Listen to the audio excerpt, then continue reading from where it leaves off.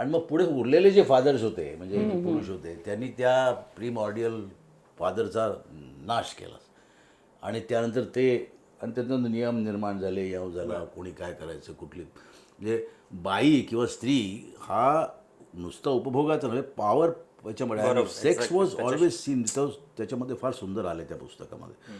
तर इथे काय घडतं हा प्रीमॉर्डियल फादरची पुनर्निर्मिती आहे एप्स्टीन. ही क्रिएट्स अनादर म्हणजे इथे तो असा एक निर्माण करतो की इथे या सगळ्या ऑप्सिन फादर्सने सगळ्या हे जे आहेत त्यांना एक नवीन संधी मिळते टू बिकम प्रीमॉर्डियल फादर जे आपण नष्ट केलं आहे पूर्वी. तर त्या अनुषंगाने बघायला लागेल याच्याकडे की यांनी कशाची निर्मिती केली आपल्या याच्यामध्ये या सगळ्या याच्यामध्ये.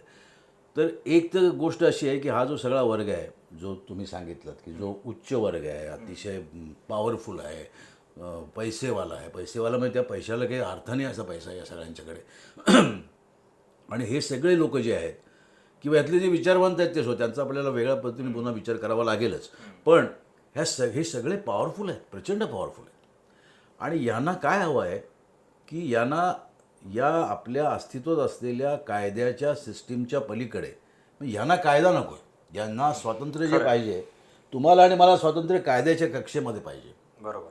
त्यांना जे स्वातंत्र्य पाहिजे ते कायद्याच्या कक्षेच्या पलीकडे आणि ते कायद्याच्या कक्षेच्या पलीकडचं स्वातंत्र्य त्या बेटावरती मिळतं. खरं.